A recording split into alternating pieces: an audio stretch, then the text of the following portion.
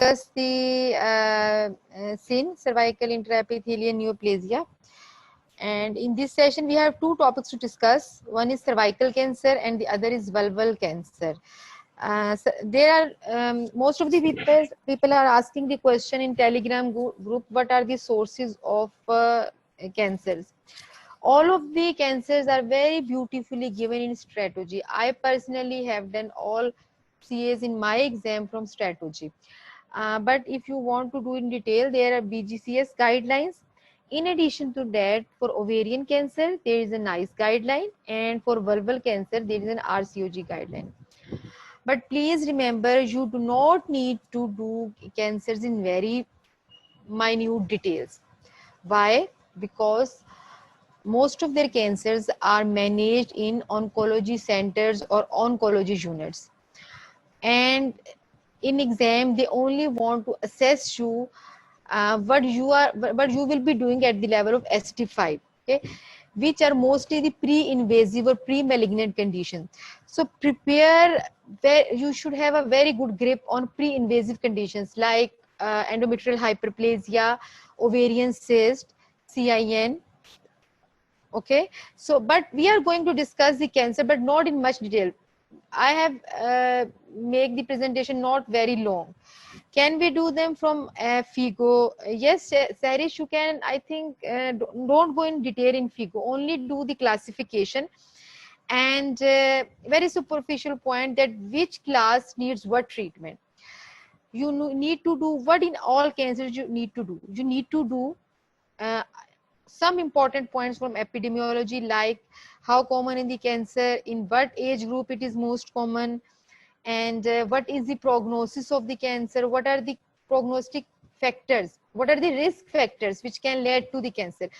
Because in scenarios, they are only going to ask the stage of the cancer, or you have to diagnose which cancer is this and what could be the treatment according to the stage, or at the maximum the 5-year survival, and nothing more than that. So don't worry about them and don't waste too much time on that. If you have 1 hour, give 25 minutes only to cancer and 75 minutes to the pre-invasive condition of that cancer. Okay, so now we are going to start the cervical cancer. Cervical cancer, I have prepared it wholly from the strategy. So first of all, we will discuss the epidemiology. It is the second most common female malignancy. The first is the breast cancer, and the third most common gynecological malignancy.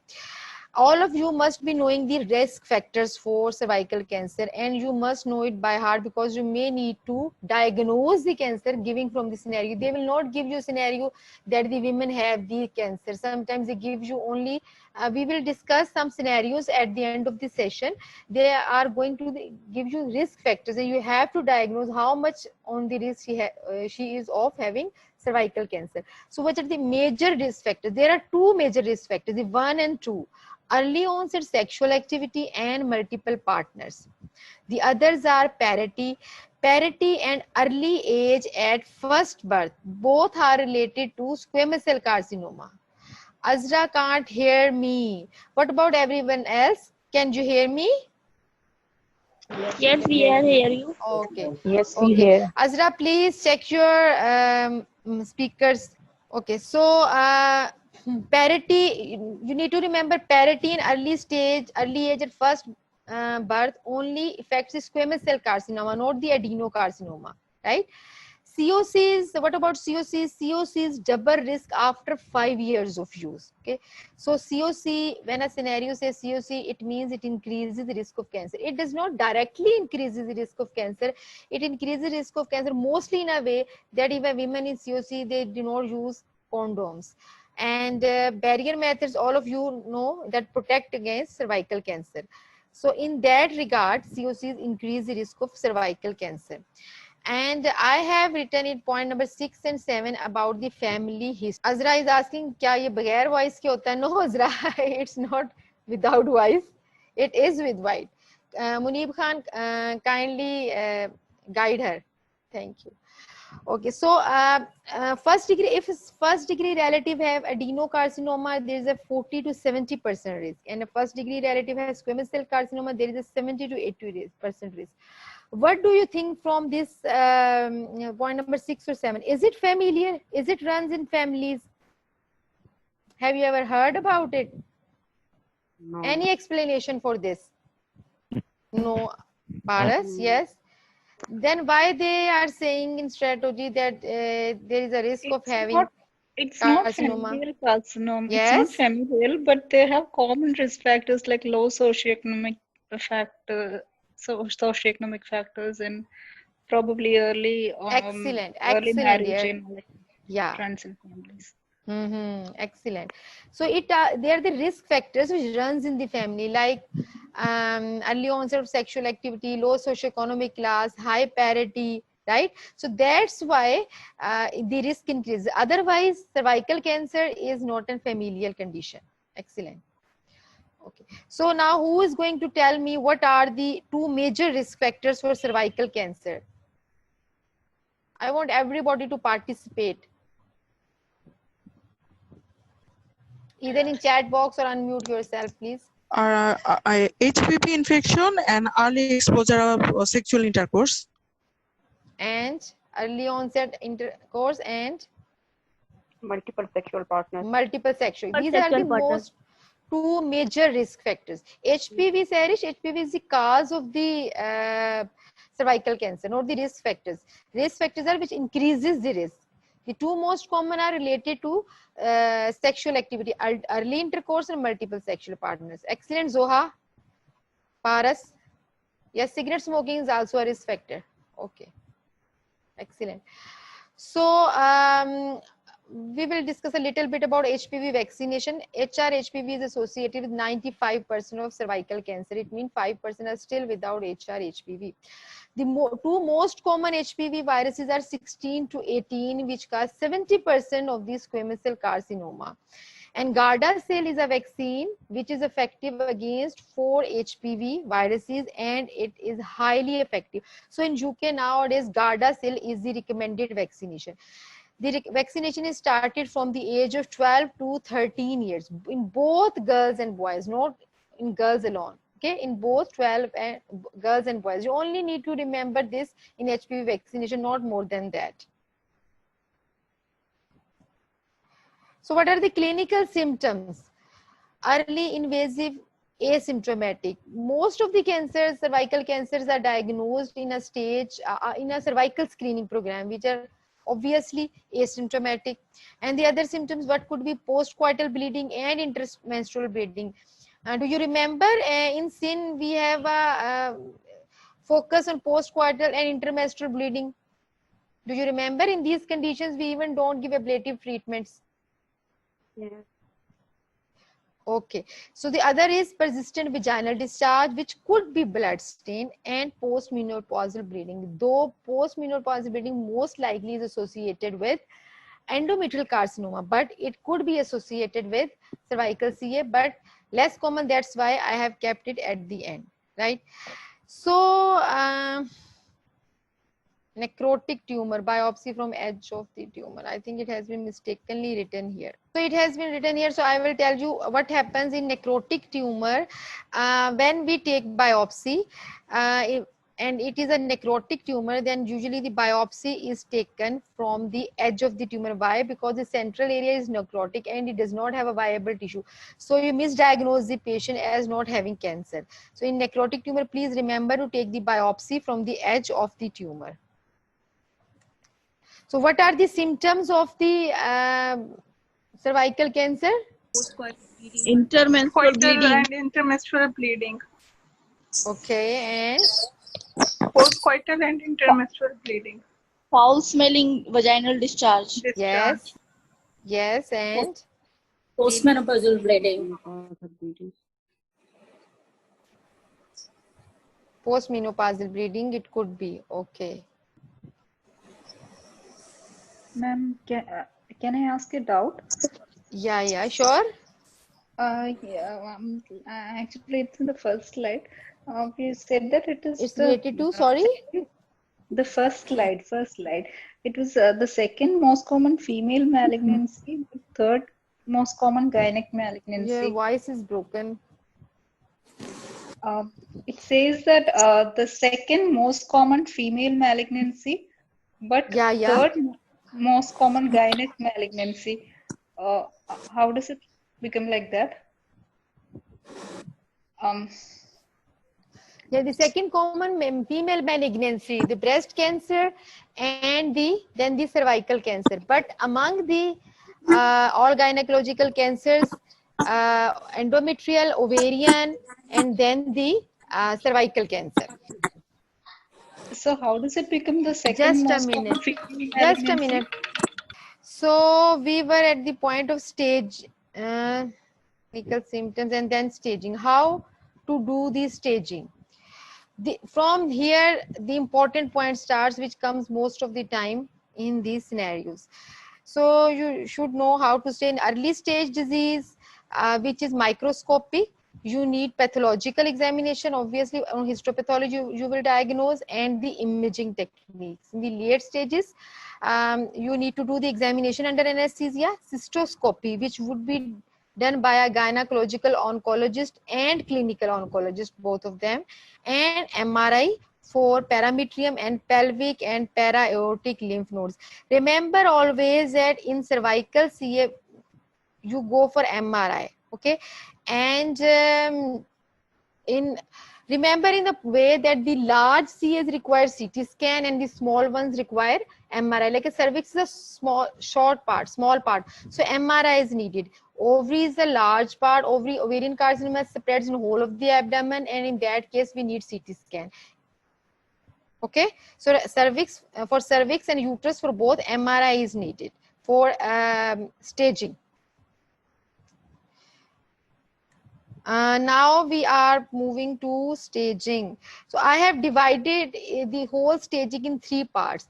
Stage 1 is the most important from all the 3 parts. Why? Because most of the scenarios comes through this. Sometimes you have to diagnose the stage 1 in your setups, and then you will refer them to oncology center. So what is stage 1? Stage 1 carcinoma is strictly confined to cervix. If whatever the size of the scenario, if this says it has not gone beyond the cervix, then it is stage 1. And stage 1 is further divided into stage 1A and 1B. Okay, so what happens in 1A? 1A is diagnosed by microscopy, and the 1B is diagnosed by clinically. So this is the difference between both are confined to the cervix, but 1A is diagnosed only on microscopy because the microscopic lesion, but 1B you can say with the help of by naked eye. So what happens in 1A? 1A is further divided into 1A1 and 1A2 on the basis of the size of the tumor. 1A1, please remember remember 2 digits in these scenarios. Sorry, 3, 5 and 7. All the parameters in stage 1A is around 3, 5 and 7. 1A1 is what is 1A1? In which stromal invasion. Invasion means depth. The depth of the tumor is 3 centimeter or less than 3 centimeter, and extension, it means the length of the tumor is 7 centimeters or less than 7 centimeters. So remember 3 and 7, equal to 3, equal to 7 or less than 7, right?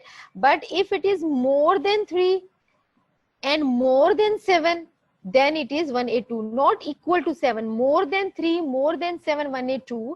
Less than or equal to 3, less than equal to 7 is 1A1.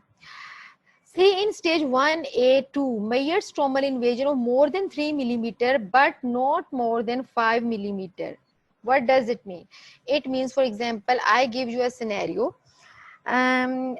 The scenario says that the cervical patient having a cervical lesion which is in extension 8 millimeters, and in its depth is 7 millimeters. How would you stage the cancer? Extension 8 millimeters, and depth 7 millimeters. 1B1. 1B1. Ma'am, Who 1B1. will tell me? 1B1.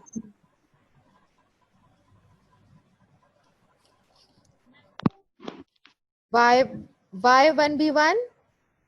Ma'am, because the stromal invasion is more than 5 mm. Yes, excellent, excellent. So please remember the stage 1 very carefully. I repeat, learn it by heart because most of the scenarios are coming from the stage 1, right? So in the other scenario, if I give you that the extension of the cervical cancer is 7 millimeters, but the stromal invasion is 4 millimeters. Sorry, Ma'am, stromal invasion is 1A2. 1A2. Okay. ma'am, So now 1B1, 1B2, yeah, 1B3. yeah. This The is new the one? point. Yeah. There is a scenario in the strategy in which they say that the invasion is I don't remember exactly. It was like 3 or 4, 4 or 5, but the extension was 7. Though we have read in this scenario that equal to 7 is 1A1, but in that scenario in strategy they have classified as 1A2. So it means you need to focus more on the depth of the invasion. If the depth of the invasion falls within the stage 1A2, then you will call the stage 1A2 irrespective of the extension, if it is 7 or less than 7. For example, if the scenario says the depth is 6 or 7, sorry, extension is 6 or 7, but the depth is 4 or 5, then you will say it is 1A2, right? Because it is as such given in strategy. They have not mentioned in classification, but there is an MCQ in strategy about it. Ma'am, Is in the it new clear? classification, they are not taking the Okay, horizontal ma'am. extension. No, this is the new classification, dear. It is 2019, and now we are going to follow it. Even the lateral extension is not mentioned, ma'am, now. Is it still mentioned? The extension, it's a lateral extension. Extension 7 mm is a lateral extension. No, only the depth is mentioned in the new classification, right? The lateral extension is not considered, right? In 2019, I think both are mentioned.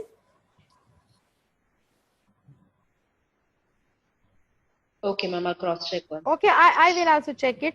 But I think both, because I have taken this strategy and they said in that it said change in 2019 and then has given this classification. But I will check it. Okay, if it is different, I will post it in group. Okay, ma'am. Okay, thank you. So the stage 1B. 1B is, as we discussed earlier, it is clinically visible and limited to cervix uteri or preclinical cancers greater than stage 1A1. Mostly it is clinical visible, like we have discussed the first scenario. If it is a extension is 8 millimeters and depth is 7 or 9 millimeters, it cannot be seen by naked eye, but still it will come in stage 1B. So stage 1B again has been substaged in 2 stages, 1B1 and 1B2. 1B1 is clinically visible lesion less than 4 centimeters or equal to 4 centimeters in greatest dimension, and 1B2 is clinical visible lesion more than 4 centimeters in greatest dimension. So remember, like from the start, the pattern always the lower stage has the equal value, equal to 4, equal to 3, equal to 7, and the higher stage has always the more value, not equal. More than 3, more than 7, more than 4. Is it clear? Ma'am, I think the new classification has 1B1. Am I clear? Ma'am? Hello, ma'am? Yes, yes. Ma'am, the newer classification, I think, has 1B1, 1B2, and 1B3 also. The CS Cervix 2018 FIGO classification. This is now the new classification is 2019, dear. Because FIGO, you are saying, well, 2018 was the last classification they came out with, ma'am. No, 2019 is the last classification. Just a minute, I will check again. Hold a minute.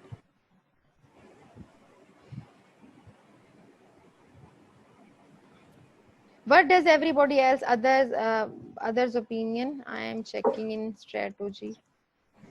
Madam, new classification is 1B1, B2, B3, and 1A1, A1, A2 lateral extension is not mentioned. Just a minute. Only depth. Okay. This is the strategy page. There they says the FIGO classification for cervical cancer was revised in 2019. Can you see it? Yes. I have highlighted it. Yes.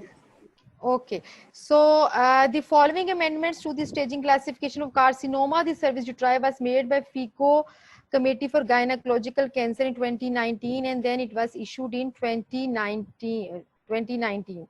Right. So this is the at the end of the this is the classification.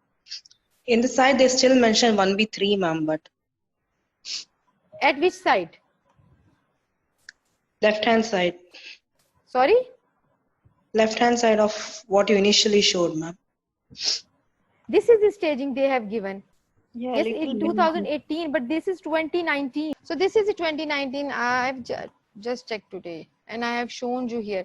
But still, if you have any query, you can later on ask me from group or post the link in the group.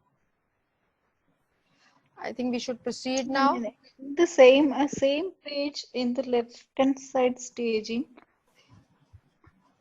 The left-hand side it shows B3 also.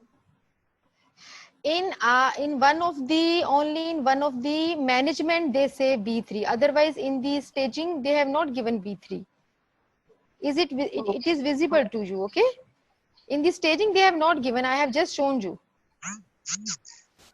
Okay, ma'am. Okay, ma'am. Okay. So please don't confuse it. If they have not given in, I have already told you that the first line you always need to go for the RCOG. So the first source for RCOG is GTG. The other is strategy. Your screen sharing is so. Just a minute, I will again share it. So if anything is not given in RCOG in GTG, then you have to follow the strategy. Okay, so this is the classification. So now who is going to tell me what is stage 1B1, 1A1? 1A1.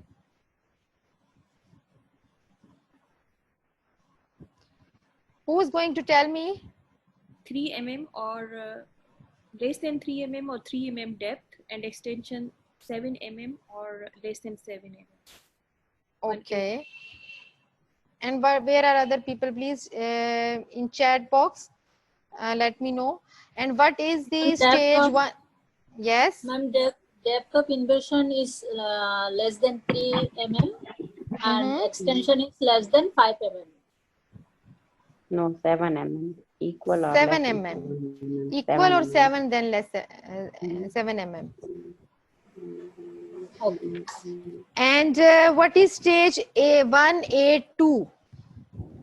Ma'am, in 1A2, the extension is less than 7 mm and invasion is more than 3 mm, but not more than 5 mm. Yes. And what is in stage 1B1? In 1B1, this include the preclinical lesion which is more than 1A2. Yes. And the clinically visible lesion which is less than 4 centimeter. And in 1B2? In 1B2, it's clinical lesion which is more than 4 centimeter. Okay, excellent. So now all of you please remember the stage 1 and don't confuse it. Like I already said, don't go in too much details. They are not going to ask you. Most probably they will not going even to ask you the stage of the disease. They will only give a scenario and will ask what management options are here for the patient. Okay, so the stage 1 is very, very important. Please remember it. Should we move ahead? So this is the second stage. Second stage again is divided into 2 sub stages. What is the second stage? Second stage invades beyond the uterus, but not to the pelvic wall or to the lower third of the vagina.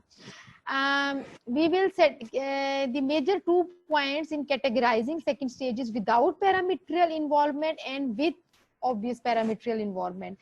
And remember the stage 1B, 1B1, 1B2, there was the dimension of 4 centimeters. Here again in 2A1 and 2A2, the dimension is 4 centimeters. Again, in the lower stage, it is less than or equal to 4 centimeter. And in 2A2, it is more than 4 centimeter. The only difference between stage 1B and 2A is that it invades beyond the uterus. But in stage 1, it only remains confined to the cervix. And what is the stage 2B? Stage 2B is with obvious parametrial involvement. Then whatever the size of the tumor is, it is the if they say in the scenario that involvement of the parametrium, then you always stage the disease as 2B. Now proceeding to stage 3 and 4, the most of the treatment options for 3 and 4 are same. Again, the 3 is categorized 3A and 3B. Whenever they say the tumor has involved to the pelvic wall, then it is the stage 3. So remember, pelvic wall, lower third of the vagina, and or hydronephrosis or non-functioning kidneys. Most of the kidney problems and urinary problems comes with the cervical cancer. So please remember, whenever there is even if they have not mentioned any cancer, the name of the cancer, and the scenario emphasizes on the any urinary tract problem, then you need to think about cervical cancer. Pelvic side wall, lower third of the vagina, and hydronephrosis, not the upper third of the vagina. Upper third of the vagina will come below because okay, so the tumor 3A and 3B, tumor involves lower third of the vagina with no extension to the pelvic wall. But if it involves the pelvic wall, then from pelvic wall it can goes into ureters and the kidneys. So it will come in 3B. And the stage 4 is the carcinoma has extended beyond the true pelvis. Okay, then we call it as the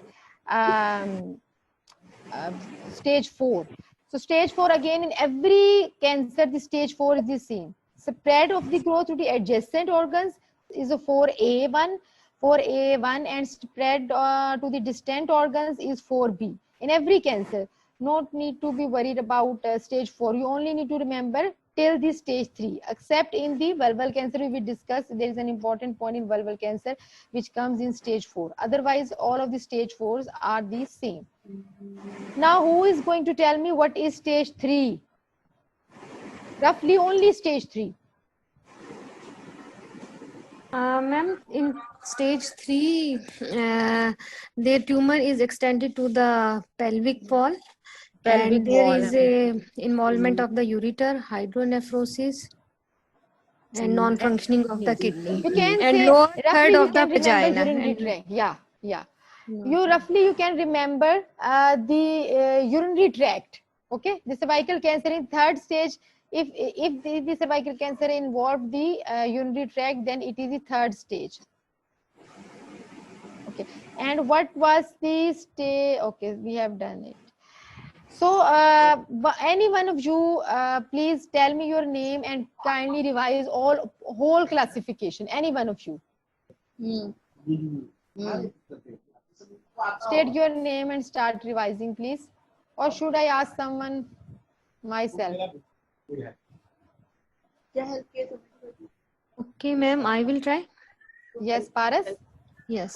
The FIGO classification of cervical cancer in stage 1, it is further divided. Tumor is confined to the cervix, and it is further classified into 1A1, where the tumor invasion of the tumor is equal or less than 3 mm, and horizontal extension is less than 7 mm.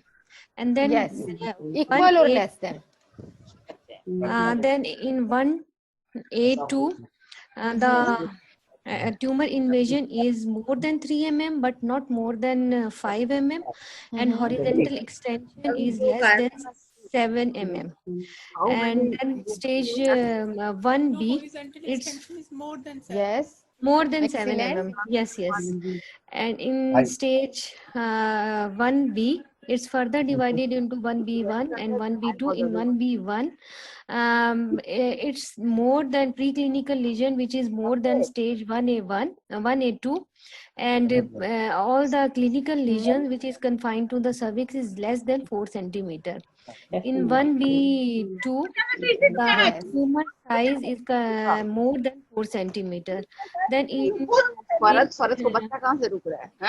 then in stage 2, the cervical cancer is extended beyond the uterus, but it not involve the lateral pelvic wall.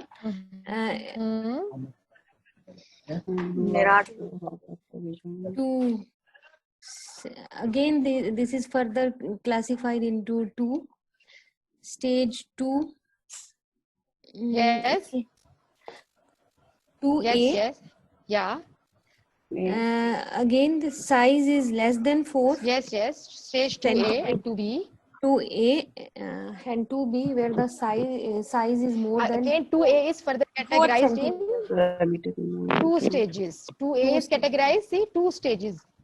Yes. 2A is 2A1 and 2A2. 2A2, according to the size. I'm showing you the slide. Yes. Please. Paras, can you Yes. see? Yes. No. Without parameter elimination. Yes. Stage 2 without stage 2A. Yes. It's without parametrial invasion. In Yes. stage 2, 1A, clinically visible lesion when the size is less than or equal to 4 centimeter in Excellent. dimension. Yeah. And in stage 2A2, when the size is more than 4 centimeter greatest dimension. Yes. And what is stage 2B? 2B, where that is the involvement of the lower upper 2/3 of the vagina. Involvement of parametrium. Involvement of the Obvious parametrian involvement. Okay. So, excellent, Paras. And please, someone else now volunteer for stage 3 and stage 4. Excellent, Paras. Good work. Thank you. So, who is going to tell me stage 3 and stage 4? Should I choose myself? I will tell. Please state your name. I'm Aisha. Aisha, yes, go on. Stage 3 is again divided into 3A and 3B. Yes. 3A involves the lower 1/3 of the vagina, whereas 3B involves the pelvic side walls and the urinary tract, like hydronephrosis and non-functioning kidney. Yes. Then comes the stage 4. It extends beyond the true pelvis. Okay. In 4A, there is bladder, rectum mucosa, whereas in 4B, we have distant mass. Distant metastasis. Okay, excellent. Thank you, Aisha. So now I will ask again at the end from somebody else the whole of the classification. So now we are, according to the classification, we are moving to, again, my chat box is not working. I don't know what is the problem. Now the treatment. So stage 1A1 without lymphovascular space involvement, conization or simple hysterectomy. If the scenario says that a patient comes with stage 1A1 and she wants to her fertility to be preserved, then we will definitely go for conization. But if they gives that stage 1A1 without lymphovascular space involvement, and her family is complete, and for example she is young, 35 years of old age, then will you go for simple hysterectomy or conization? Ma'am, hysterectomy Why is it so? to decrease chances of further disease progress. And anyone other's opinion about it? Paras says simple hysterectomy. Anyone else? Who says conization? Anyone with conization? Depends on the patient's wishes if you want to retain the menstrual function. Patient says as you wish. The scenario is patient is young and there is a stage 1A1. Family is complete. Simple hysterectomy, ma'am. Okay, Tanya. Anyone with conization? No one is conization, but RCOG is with conization. Why? Why RCOG will say conization? Because Patient is they young. yeah, Major the patient procedure. is young, and they always prefer the least invasive method if it is safe. Okay. So it is a safe, if it's stage 1A1 and patient is young, we can only give conization or simple hysterectomy. If patient cannot come for follow-up and she does not want conservative management, or she has any other problem along with cervical cancer, then we will go for simple hysterectomy. So always remember, if the scenario stage 1A1, you have to categorize on these bases. If other risk factors or age is more, then you will go for hysterectomy, otherwise conization. And if it is stage 1A1 with lymphovascular space involvement, which is less than 1% in stage 1A1, then you have to go for pelvic lymphadenectomy or radical trachelectomy. If you want to conservatively manage, then radical trachelectomy. Otherwise, you can go for hysterectomy and pelvic lymphadenectomy. Whenever the lymphovascular space or lymph node involvement is present, you have to go for lymphadenectomy. Ma'am, So there this is no screen. Can't see screen. Screen is not showing. Okay, just a minute. Because my chat box does not work when I show the screen, and I have to. Okay, now can you see the screen? No. Yes. Okay, so Yes, take a ma'am. screenshot of this and only remember these, but no need to go in very detail. Stage 1A1 without LVS conization or hysterectomy. Stage 1A1 with LVS less than 1%. In addition to above, simple hysterectomy. If definitely we will go for simple hysterectomy. If you want a conservative management, then radical trachelectomy or pelvic lymphadenectomy. And if it is stage 1A2, always when 1A2 comes, then radical hysterectomy, not a simple hysterectomy. Okay, so what was the stage 1A2? In which the depth of invasion is more than 3 mm but less than 5 mm and extension is more than 7 Yes. mm. Yes. Okay, and this in it, remember it carefully. The tumor size is very small, but the guidelines say that we will go for radical hysterectomy and lymphadenectomy. But if the woman is young and she wants to preserve fertility, then we have the option of cervical conization. But again, first we will go for laparoscopic pelvic lymphadenectomy to see if the pelvic lymph nodes are positive or not. Because if the lymph nodes are positive, then we have to do the clearance. And who is writing on the screen? Please don't write it. And the other is options are radical trachelectomy or pelvic lymphadenectomy without laparoscopy. So remember, stage 1A2 radical have to become. But if the fertility, she wants fertility, then we can go for cervical conization, pelvic lymphadenectomy, radical trachelectomy, or laparoscopic pelvic lymphadenectomy. All these are options for fertility preservation. And if the stage 1B1, then type C or type 3 radical hysterectomy plus pelvic lymphadenectomy. In stage 1A2, it was type 2. In stage 1B1, it is type 3. And if you want to preserve the fertility in 1B1, then we have to see the size of the tumor. What is the criteria for 1B1? It is a macroscopic lesion with the Less Could be macroscopic, could not be macroscopic. Less than 4 Sorry, ma'am, centimeters. clinical. Less than 2 centimeters. Clinical lesion which is less than 4 centimeter. Less Yes, or equal yes, to 4 excellent. centimeter. Less than or equal to 4 centimeter. Okay, now you get the point. So if the size of the tumor is less than 2 centimeter, then we can preserve her fertility by radical trachelectomy. In stage 1B1, we do not have the option of cervical conization. We only have the option of radical trachelectomy if the size is less than 2 centimeters. From this slide, most of the questions in cervical cancer come. So you must remember it by heart. Okay. So can Ma'am, I I ask have a question. from any one of you? Yes, please. Sure. Ma'am, in stage 1A1, one is without lymphovascular involvement, and Yeah. in second there is a lymphovascular involvement of less than 1 centimeter, Yes. 1%. How can we No, distinguish this is I between have these given two? percentage. These if a women we have stage 1A1, we will check whether there is lymphovascular involvement or not. If lymphovascular involvement is not present, then we can go even simple conization. Ma'am, But this can if be the done with sentinel lymph node biopsy. no, sentinel lymph node biopsy there is used only in vulval cancer nowadays. They have not started in cervical. Ma'am, how can we then find? We can find on MRI. Okay.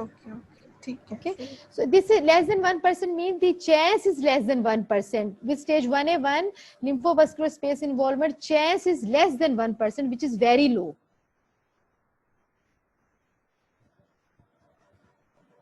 Is it clear? Yes, ma'am. So now who will tell me what is the management of stage 1A2?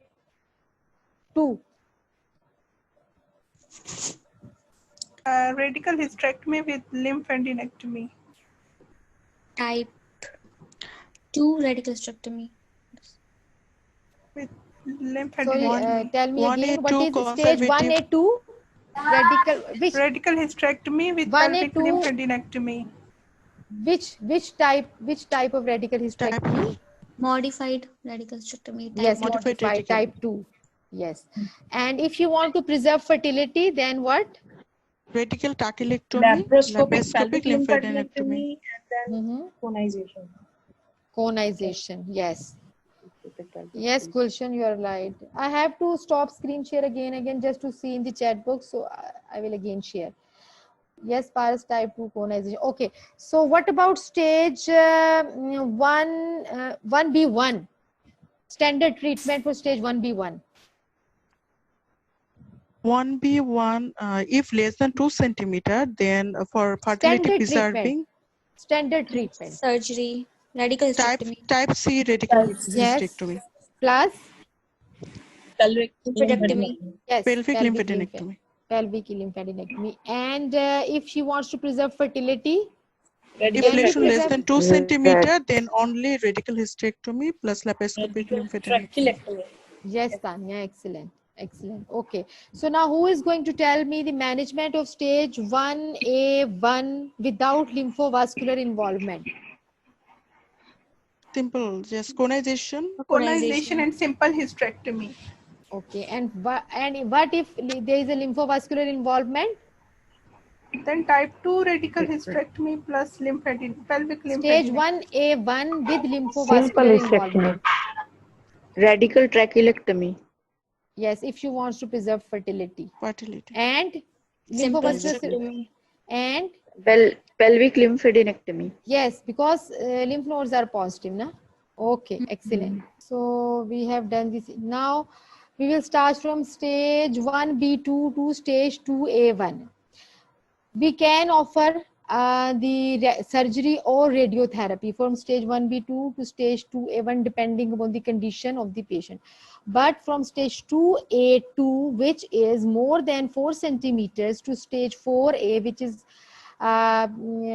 metastasis to neighboring areas, chemoradiation. And in stage 4B, in which the tumor has spread beyond the pelvis in distant metastasis, then we will give chemoradiation or palliation depending upon the management.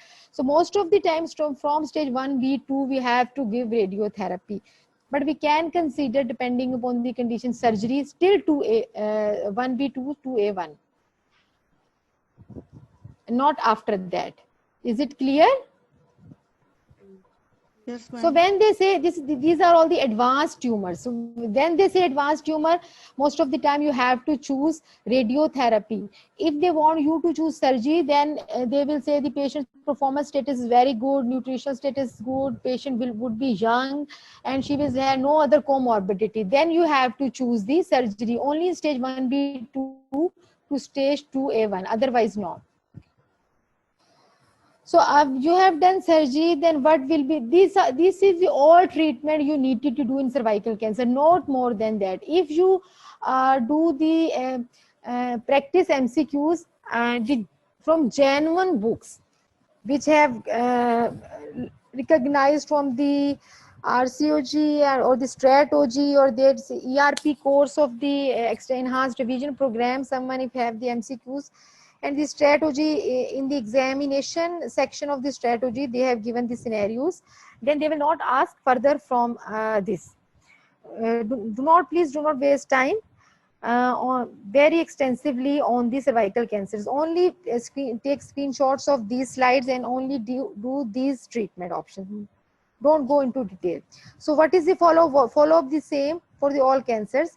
Remember, 3 to 4 months for the first 2 to 3 years, 6 monthly for the next 5 years, and then annually for the rest of the life. For cancer, the follow-up is for whole of the life. 3 to 4 months, 2 to 3 years, 6 monthly, 2 times a year in next 5 years, and then annually for life. At each visit in follow, what will you do? You will take history and examination. And what about investigations? Will you go for imaging in follow-up?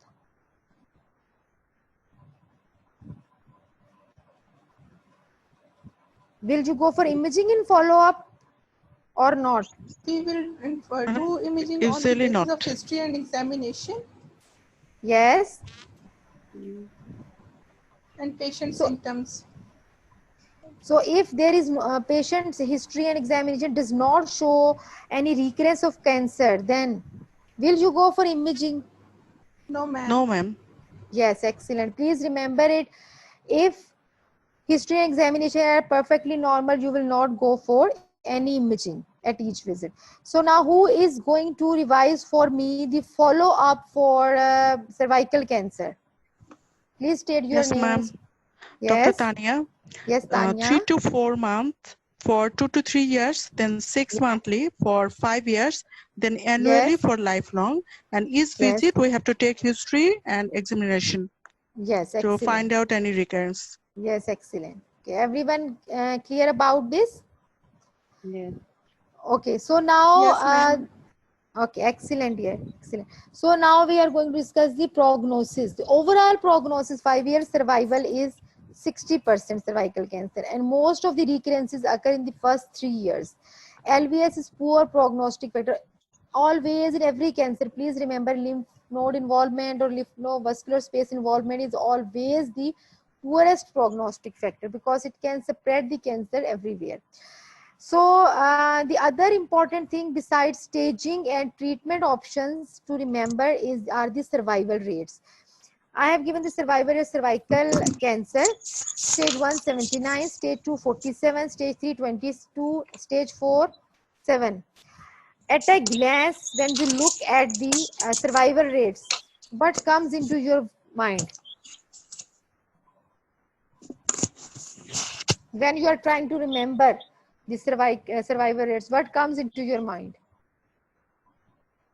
80, 50, 24. Rule of 2. Rule of 2. 7, Yes, 22, yes, 47, the 80. word, the digit 7 comes very much in cervical cancer. That's how I remembered it. The digit comes 7 in 3 figures, 79, 47, and 7. Only stage 3 has 22% survival rate. 79, 47, 7. Did you get it? Yes. Yes, ma'am. So remember this way, 79, start from 79, then 47, and add in the stage 4, 7. In stage 3, it is only 22. 79, 47, 7. Who will tell me survival rate? Ma'am, stage 1 Stage. 79, stage 2 47, stage 3 22, stage 4 7. Okay. So even if you don't remember which stage, remember it in a sequence, so that in exam you can say this 79, 47, 22, 7, 79, 47, 22, 7. Please remember it. Okay. This is the whole thing you need to about the cervical cancer, not more than that. The other, use your energy in doing the CIN. Okay, so now is the assessment time. I have put all the MCQs from the strategy so that you get an idea what type of questions they are going to give in cervical cancer. Are you ready for assessment? Yes, ma'am. Okay. So question number 1. Who will read the question number 1? Yes, ma'am. Okay, please go ahead. A 32 years old woman presents as an emergency with vaginal bleeding. She has never had a smear test. Clinical examination reveals a mass replacing the cervix, extending onto the vagina and into the parametrium bilaterally. Initial blood tests show acute renal failure with a marked raised urea and creatinine. Imaging show a 6 centimeter cervical mass with parametrial spread and bilateral hydronephrosis and hydroureter to the level of the mass. Renal cortical thickness is normal. What is the most appropriate management step? Chemotherapy, examination under anesthesia and biopsy, radical hysterectomy with pelvic lymphadenectomy to insert bilateral nephrostomy, plus minus uretary stent, urgent radiotherapy. Actually, this is stress 3B, so chemoradiation or primary radiation can be done. So what is your answer? My answer is actually, You I want think to see option bilateral which have chemoradiation. chemoradiation or But primary there is no radiotherapy. option. Yes. Option So B. another one is to insert bilateral nephrostomy because this is life-saving and plasma ureteric stenting. This is So at what do you first say? and then radiotherapy. Then most appropriate, next most appropriate D. D. Okay, done. D. And what about others? Okay. Yeah, Please, you can use the exclusion criteria if you are not sure. Okay. I will read with you the scenario, then we will see what could be the answer. Okay. So patient, first of all, see where patient is presenting. Patient is presenting as an emergency with vaginal bleeding. Okay. She has never had a smear test. It means she is high risk of having cervical cancer. And examination reveals a mass replacing the cervix, extending into the vagina and the parametrium bilaterally. And imaging, what does imaging shows? Imaging shows there is 6 centimeter cervical mass with parametrial spread, bilateral hydronephrosis, and hydroureter. So where were the hydroureter mentioned? In 3B. 3B, ma'am. Yeah, non-functioning kidney and hydronephrosis, right? So Yes. now you say, for example, if it is 3B, so what we have discussed, what is the management of 3B? Radiotherapy or It is concurrent chemoradiation. chemoradiation. Usually they give chemoradiation. So we have not found the option of chemoradiation. But ma'am, But there we is have emergency with vaginal bleeding. So Yes. stop the vaginal bleeding, urgent radiotherapy must. And what is other emergency? We have no option here to Renal stop failure. Renal failure. Yes, acute renal failure. See, the emergency is acute renal failure. If we do not treat the acute renal failure, then what can happen? The patient can develop sepsis and she can die of sepsis. Yes, ma'am. If they're markedly raised. So, what we need to do at this time? We need to treat bilateral nephrostomies Yes, and excellent. ureteric stenting. Yeah, we need to manage the acute problem. We always have to manage the acute problem. right? So if they want you to manage the vaginal bleeding, they must have given her vitals are dropping, or she's excessively paler, or there should be an option here which would stop vaginal bleeding. There is no option here which would stop immediate vaginal bleeding. They want you to choose the answer bilateral nephrostomy, the ureteric stenting, because they say the acute renal failure, you have always to manage the acute condition first, then you can go for the standard management of the cancer. If you go for radiotherapy or chemotherapy, they will not relieve her renal failure immediately. It will take some time. Yes, patient cannot tolerate. Yeah, patient cannot tolerate. So this is how the RCOG works. The answer is D. Anyway, you have got the right answer. Thank you, ma'am. So please keep your mind and eyes open. See what they want to ask. Look, this is a scenario of cervical CA. We have done the staging. We have memorized the treatments. But you have to see what does they want you to choose. If they give any emergency, always please treat that emergency first. Then you can go anywhere else. And if again they have not given you chemo radiation, the most of the time they give the treatment of chemo radiation in cervical cancer. If they have given chemo radiation, you may think, but still they have not given you. That's why you will go for insert bilateral nephrostomies and ureteric stentings. They have already done examination, so B option is out of question. Radical hysterectomy is out of question, because in advanced stage we will not go for surgical treatment. Is it clear to everyone? Yes, ma'am. Okay, so who is going to read question number 2? Who is going to read question number 2, please? Okay, ma'am, I will take this question. Yes, please. An 18-year-old woman present with a 4-month history of postcoital bleeding, intramenstrual bleeding. She has using in the combined oral contraceptive pills for 3 years. Her 26 years old sister has just completed treatment for squamous cell cancer. On examination, the cervix display a prominent cervical ectropion. Screening for sexually transmitted infection is negative. What is the most appropriate course of action?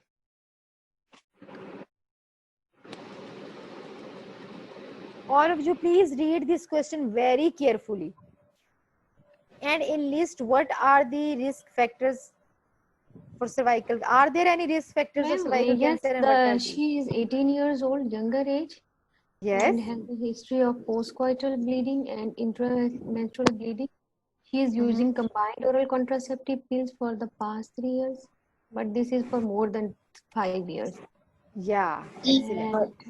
Yes, and her sister has also completed treatment of cervical cancer, squamous cervical cancer,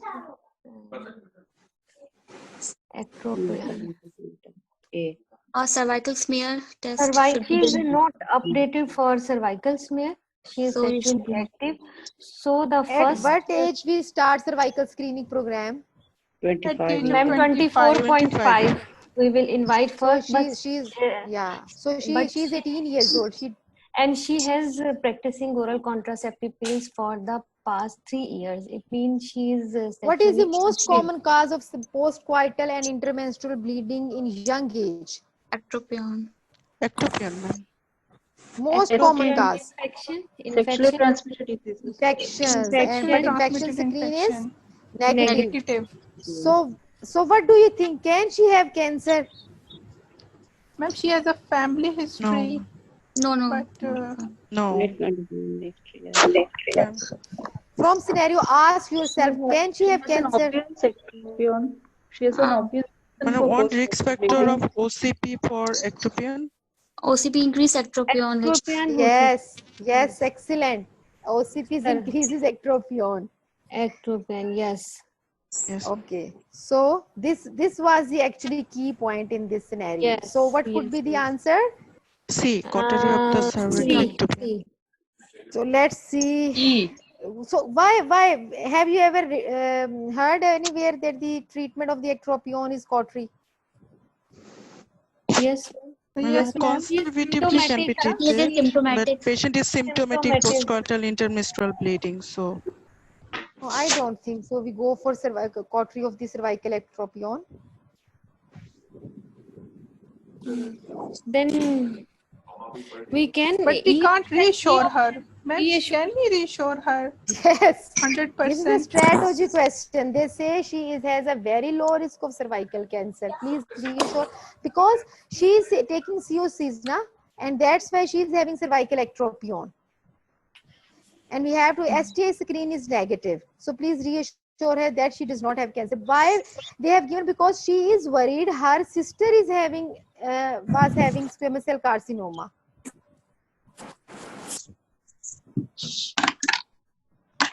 Okay. Yes, ma'am. Now understand the whole scenario. Yeah. Very tricky. So that's why I always say yes, they are tricky, but keep your eyes. Okay, if you can't see answer, please try to rule out a cervical smear test. We don't need a cervical smear test in 18 years old, but especially even if the guideline, if they say if you suspect that abnormal cervix and women is having cervical cancer, then you will go for colposcopy, not for cervical smear test. Okay, cervical smear test is only a screening test. If you think that it is a cancer, you will not go for a smear test. Urgent referral to colposcopy from the scenario doesn't look like she is having cancer. Cautery of the cervical ectropion, they don't do cautery of the cervical ectropion.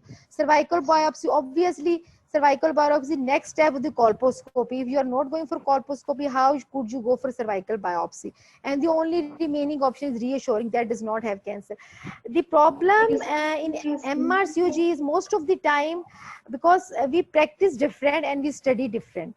And most of them, it happens with me that logically when I think of the guidelines and their material and which answer comes, my heart does not agree with it.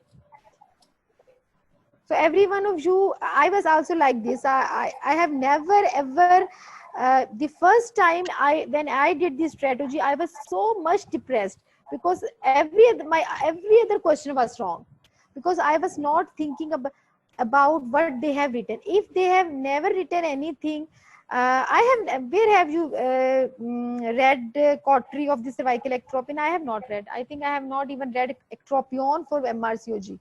Ma'am, I have not read, but I have seen our professors doing this. Yeah, yes, our professors, in our practice, we have seen that yes, our professors are Practically we do it. my own professor do this. In our hospital, still there is a routine. Though I have objection in multiple times after doing MRCOG, but nobody listens. But you know, they only want to hear what they have told you. And let me tell you, even in some of their hospitals, they don't do the exact which is written in guidelines. When you will, this is the recommendation. Sometimes they also deviate from recommendation depending upon the protocol of the unit. But in exam, they want to tell the answer what is given in the recommendation. When inshallah you will pass this exam and go to part 3, then you will see the whole scenario changes. Then you will have to learn their practices in part 3. Okay, but not in part 2. In part 2, your guideline is your holy book. Whatever they say, you have to do. If you have not, whenever you have to choose answer, you have to look carefully. Have you ever read this treatment option for this condition? If no, please don't write it. Okay, so always from this question, remember, whenever you suspect a cervical cancer, you can never go for cervical smear test. Cervical smear is a screening test. If you suspect a cancer, if the scenario says the abnormal cervix showing invasion or cauliflower-like growth, then you go for colposcopy and biopsy, not the smear test. Even if you suspect a cancer, you will go for colposcopy and biopsy. So in this question, there could be two options, two answers. Either it's a cancer, you have to say either it's a cancer or it is not a cancer. If it is a cancer, you have to go for colposcopy. If it is not a cancer, then you have to reassure us. But if they have not given the screening for sexually transmitted infection is negative, and in these options they give STI screening, then you will always, in young women, especially less than 25, you will go for sexual transmitted infection. The reasons of starting screening after 24.5 years is the same, because less than 25 years, most of the abnormalities are self-limiting and they cure themselves. And they always try to be least invasive. They don't want NHS to overburden. especially financially. Is it clear? Yes. Okay. Yes, ma'am. Yes, ma'am. Okay. So who is going to read the next question?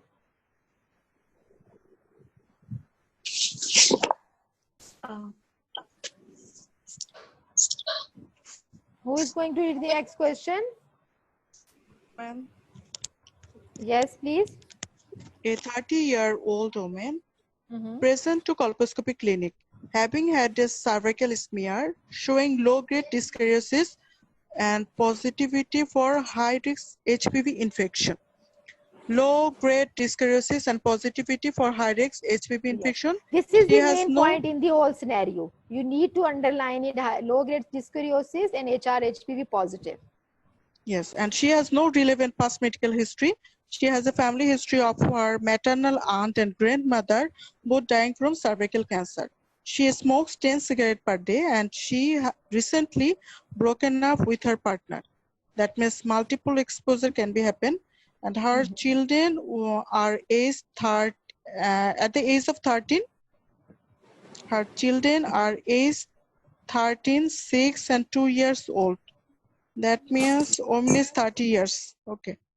BMI 36. She has regular period and no postcoital bleeding and no vaginal discharge. She is on Depo-Provera for contraception. What is the most appropriate advice regarding her management? Happy colposcopy and biopsy of any abnormalities revealed. Happy colposcopy, and if no abnormality are seen, have a repeat cervical smear. At that point, have a cervical biopsy only. Have a hysterectomy if family complete. Have an excisional biopsy using LIS or other technique. Answer is A. Have a colposcopy and biopsy if any abnormality revealed. Why have you chosen A? Because there is low-grade dyskaryosis, whatever the pap smear, there is high-risk HPV infection positive. Excellent. So in the first two lines, the answer is present. Okay. The low-grade dyskaryosis and HR-HPV positive, we have. Do you remember in the previous session we have discussed when HR-HPV positive? This question is according to previous guideline. When HR-HPV positive, we will go for directly for laparoscopy. Oh, sorry, colposcopy. And in colposcopy, if any abnormality, we can take biopsy or we cannot take. Excellent. So what about others? So the answer is A. Okay, excellent. So now who is going to read the question number 4?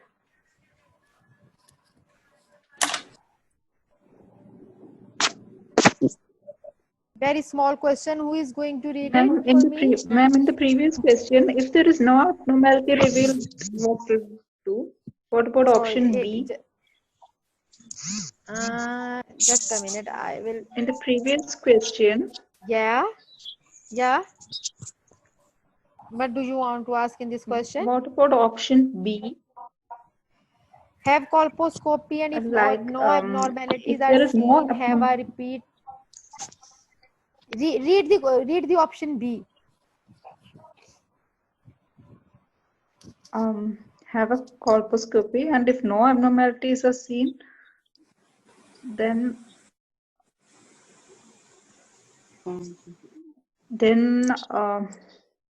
repeat HR-HPV at 1 year. Option B, have a colposcopy and if no abnormalities, then have a repeat cervical smear at that time. Do you remember the CIN guideline? Anywhere they have written that if after colposcopy immediately you can go for cervical smear? No. When is the test of cure is done? After 6 months. Yeah, 6 months. 6 months. Right? So not at that time. There is no. We have done a colposcopy. Why we want to do a cervical smear at that time? Especially if no abnormalities have. So if a low-grade dyskaryosis, for example, for discussion purpose, if a low-grade dyskaryosis and positive HR-HPV and no abnormalities detected, what does it mean? It means scene 1, scene 2, or scene 3? No CIN. Yes, sin in CIN 1 untreated CIN, it is written sin 1 or less. It is that condition, less than sin 1. Okay, in this we repeat the HRHPV or we do the test of cure after 1 year, 12 months. Do you remember? Yeah, that. Yeah.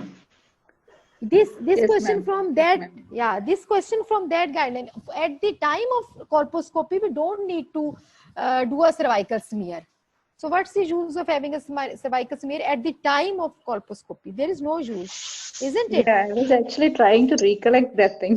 I was Yeah, asking about. you will. No problem, no problem.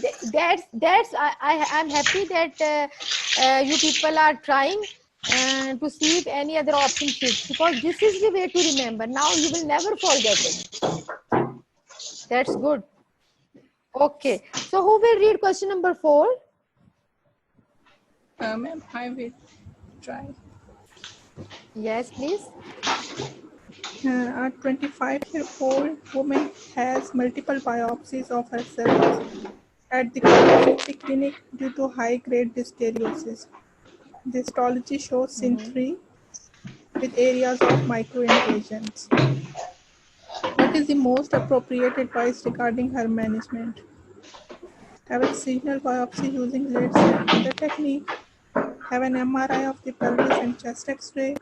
Have MRI of her pelvis and CT of her abdomen and thorax. Have a radical hysterectomy and pelvic tendinectomy. Have a cervical smear in 6 months. It has Remember the previous microinvasions, so guideline. it is 1A1. Have an excision biopsy using LIDS and other technique. Ma'am, A. Okay, anyone disagrees with her?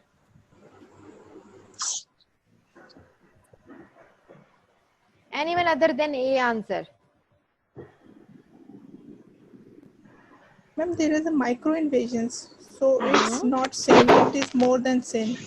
It is 1A1. Yes, sin So 3 plus 1A1. Excellent. And then the answer, what was the treatment of 1A1? it is conization. Yes. And if conization is not given? Simple hysterectomy. Yes. In scenario conization is not given, then we will have excisional biopsy. It is the same thing, excisional biopsy using LEDs or other techniques. Okay, so the answer is A. Excellent. So we do not need to repeat cervical smear. Start from option number E. We do not need to repeat cervical smear in 6 months. We do not need to do. Please unmute yourself. Only mute yourself. Only unmute person should be the one who is reading the question. Otherwise, I have to. Okay, so radical hysterectomy is not an option. MRI of pelvis and CT of abdomen is not needed at this stage, and especially of pelvis, MRI of pelvis, chest X-ray, because it is a very early. Some areas show sin 3 and some areas show microinvasion. We need to give treatment at this stage. Okay, so it will be excisional biopsy using LEDs or any other technique. So who is going to read question number 5?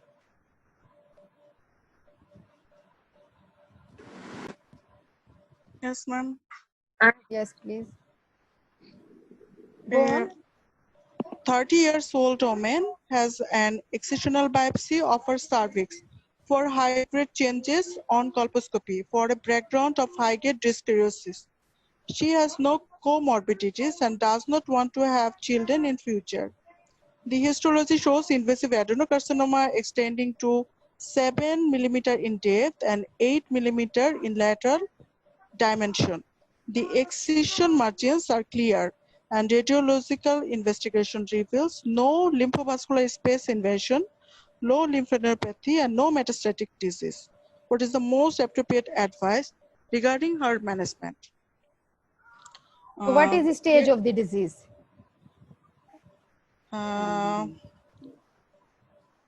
Extending to 7 mm in depth.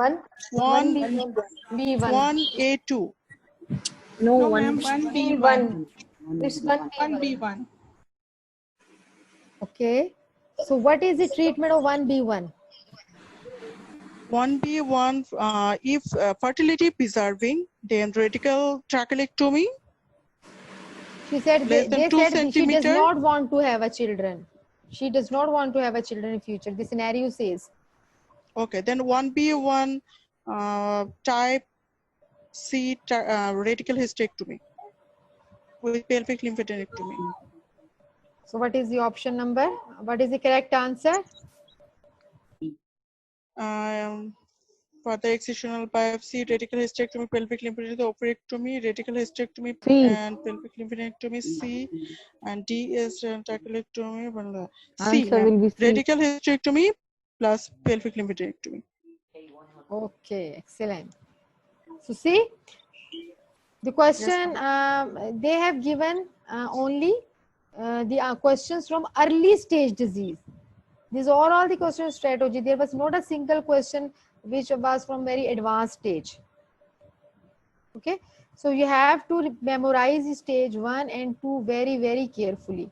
And there was only one question for advanced stage, but still that was tricky because they were not going to does not want to have answer according to stage. That was an emergency or acute condition. Is it clear? Yes, ma'am. Yes, ma'am. Okay, excellent. So now we take a 2 minutes break and then we will go for vulval cancer. But before the start of vulval cancer, I will again ask the classification of the cervical cancer. So our next topic is vulval carcinoma. Okay, so anyone have you previously done vulval carcinoma?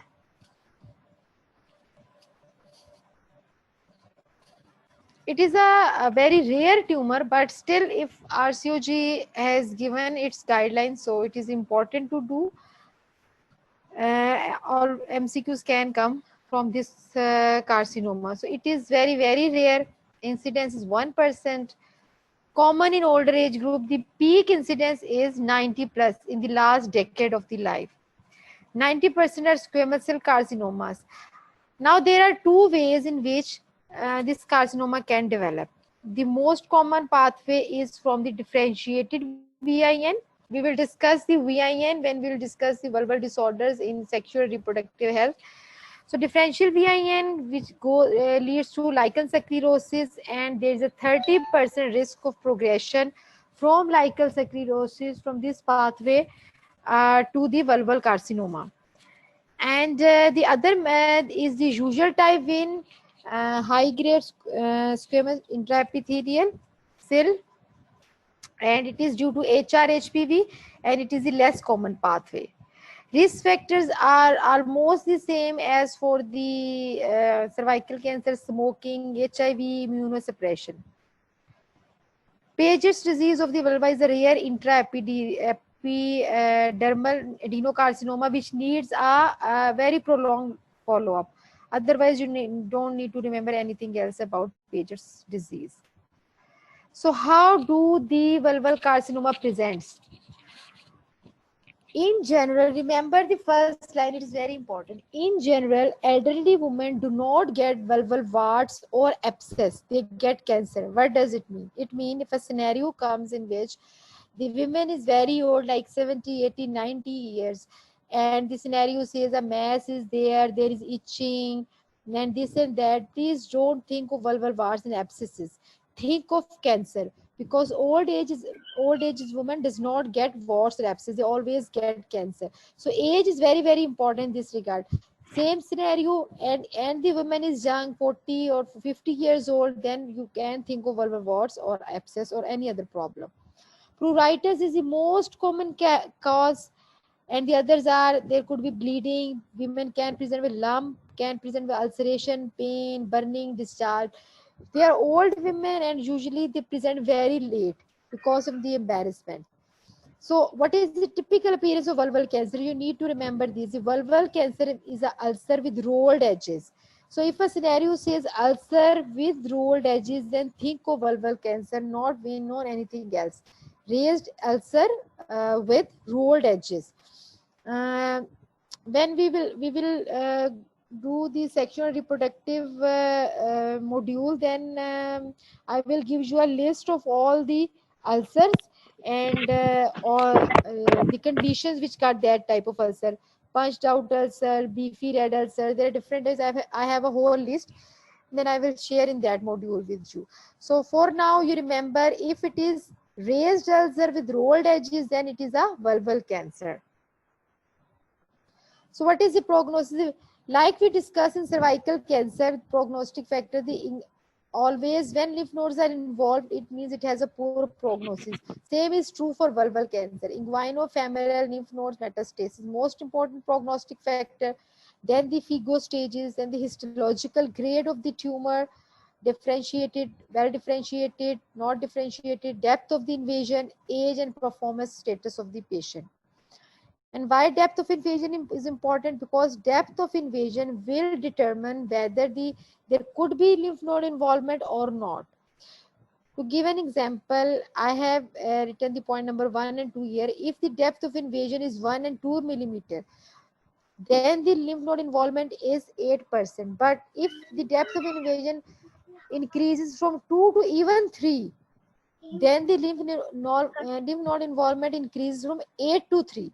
So it is very important. Two factors are very important from prognosis: inguinofemoral lymph node metastasis and the depth of invasion of the tumor.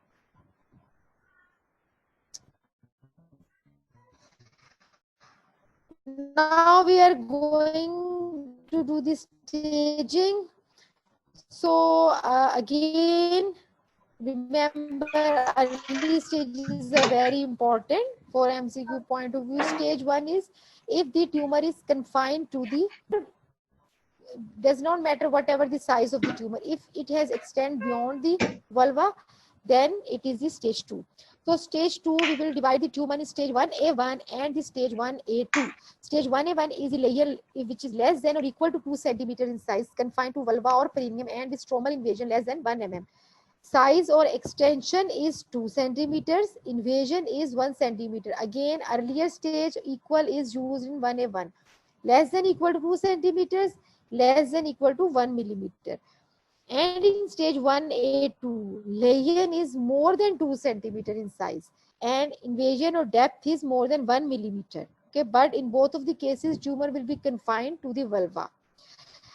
And in stage 2, it does not matter whatever the size of the tumor is. If it has extended to the adjacent structures like a third of the lower vagina or a third of the lower urethra or a third of the lower anus, then anus, it's not lower third of the anus, lower third of vagina, lower third of urethra and the anus, then it is the type 2.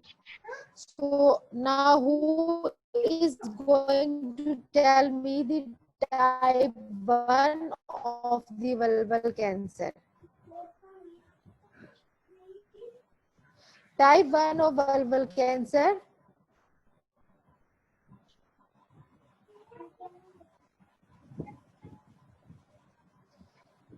Anyone who is going to tell me vulval cancer?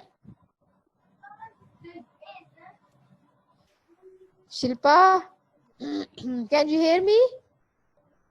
Can anybody hear me? Yes, ma'am. Can hear you, but It looks like nobody can hear me. I have stopped screen sharing to see the messages. Okay, ma'am. So who is going to tell me? Salma, tell me what is stage 1? Ma'am, stage 1 is the cancer which is confined to the vulva. It is again divided into 1A1 and 1A2. No, 1A and 1B. Yes, 1A1. 1A2 only in cervical cancer. Yes, ma'am. 1A and 1B. In 1A, the diameter of the lesion is less than or equal to 2 centimeter, and invasion is less than or equal to 1 millimeter, and no lymph nodes involvement.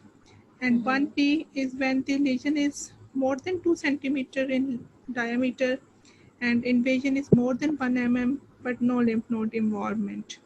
Yes. And what is stage 2? Stage 2, when the lesion of any diameter extent beyond the vulva, and it involved lower third of the urethra, lower third of the vagina or anus. Excellent, excellent, Salma. Very good. Thank you, ma'am. Okay, so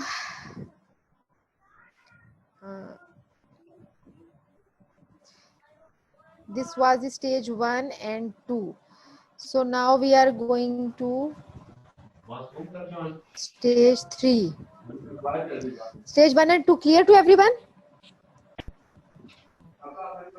Yes, so stage 3.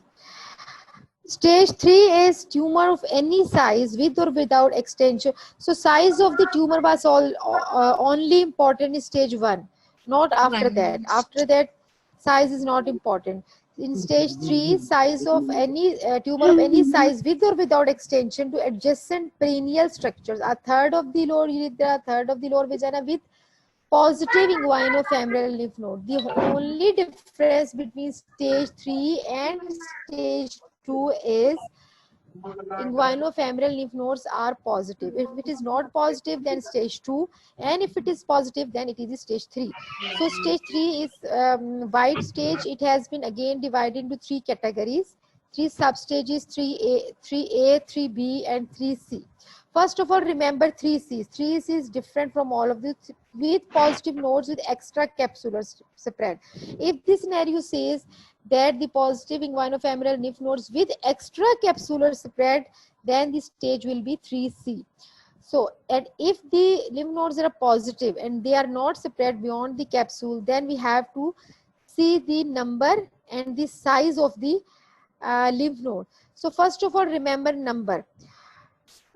From stage 3A to 3B, look at the numbers: 1 lymph node, 1 to 2 lymph nodes, 2 or more lymph nodes, 3 or more lymph nodes, right? In stage 1 or 2, in 1 with 1 lymph node, in 2, 1 or 2 lymph node. And 3B1 and 3B2, there is a word of more is used: 2 or more, 3 or more. Any number more than 2, any number more than 3. Okay, is it clear? The number 1 to 2, then in 3B 2 or more, and 3C 3 or more. 2 or more, 3 or more in 3B, and 1 or 1 to 2 in 3A. So if now come to the size of the lymph nodes. In all of the scenarios, in the first small stage or earlier stage, it is 5 millimeter or more. And in the advanced stage, though the stage is advanced, but the size of the lymph node is smaller, less than 5 mm. Again, more than equal to 5 mm or less than 5 mm. So if the lymph nodes are less, the size will be more. And if the lymph nodes are more, the size will be less. Is it clear to everyone? Yes, ma'am. So if the lymph nodes are more, the size will be more or less? Less. Less.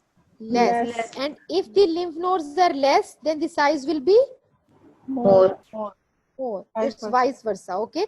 So in 3A and 3B, what is the number of lymph nodes? 3A and 3B. 3A1 or 3AB 1, 2? 3A 1 or 2. 1 lymph and node. 3B 2 to 3. Yes. And in 3B1 and 3B2. 3B1 and 3B2. 3 2 or or more. more and 3 or more. Excellent, excellent. And what is the stage 3C? Extracapsular. Extracapsular. extracapsular spread. What is the stage 3C? Extracapsular stage. So what is the difference between stage 2 and stage 3? Lymph node involvement. Of lymph node. Lymph node any size Okay, involves excellent. Involvement. And now we are going to stage 4. Like we have discussed, Ma'am, I have a stage 4. question. Yes, yes. Ma'am, in stage 3, they said, ma'am, Yes. previous slide. Show me the previous slide. Sorry. Ma'am, Yes. in stage 3, they said tumor of any size with or without extension to adjacent perineal structure. It means if the Yes. Region is confined to the vulva. Still, it is stage 3 if lymph node positive. Your voice is broken. Yeah. Yes, Ma'am? if it even the criteria fits to the stage 1A, but there is a lymph node involvement, then it is stage 3. Remember, in stage 1, they say, at the end of every stage, they say no nodal metastasis with negative nodes. Can you see it? Ma'am, Yes, ma'am. Yes, ma'am. ma'am, I have one. So, yes, so if a nodes comes positive, then it is the stage 3.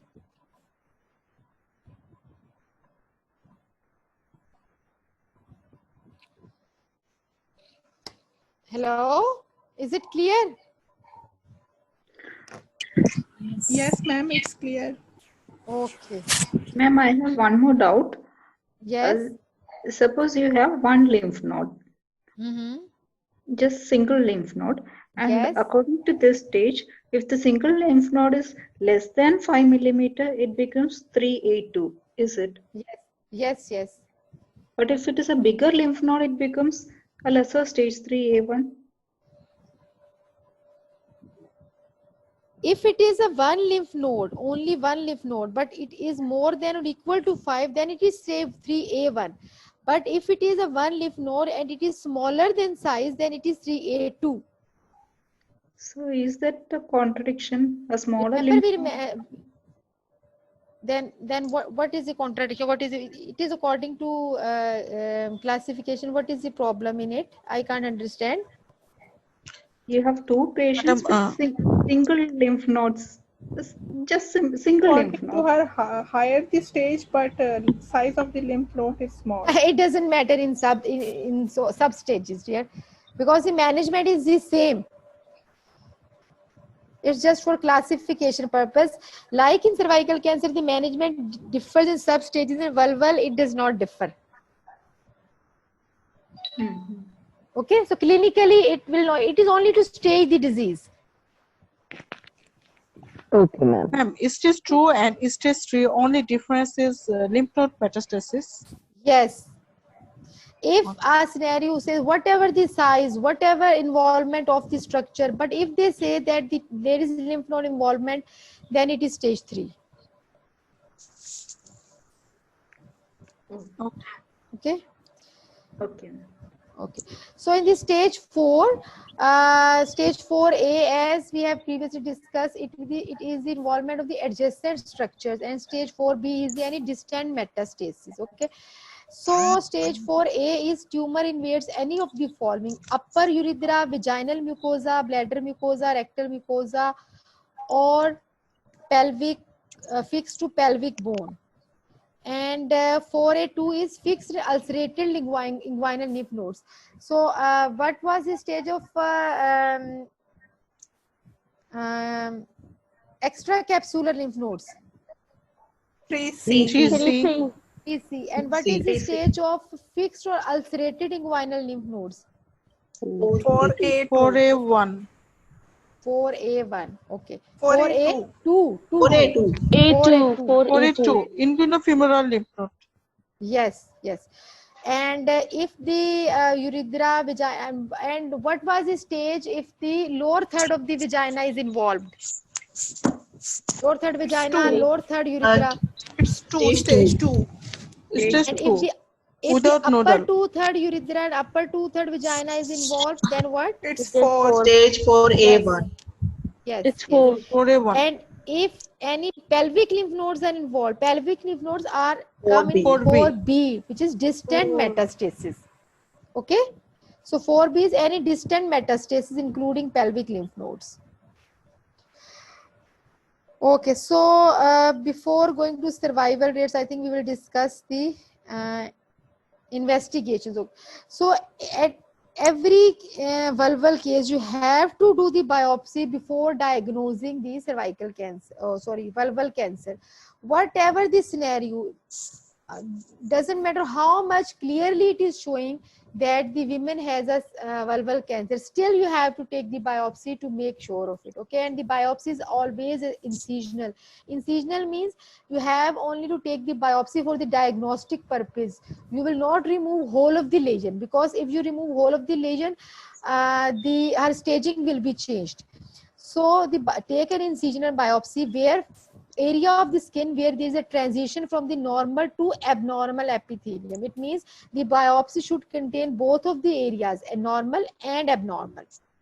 And after taking the biopsy, and then you will go for pre-operative imaging, CT or MRI, depending upon the scenario, for lymph node assessment, and chest X-ray or CT to see for the distant metastasis.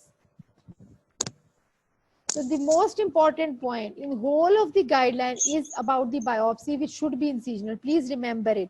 RCOG has focused and have given very much importance to this point. Okay, so what is it? What are the treatment options for it? In vulval cancer, the main treatment option is surgery.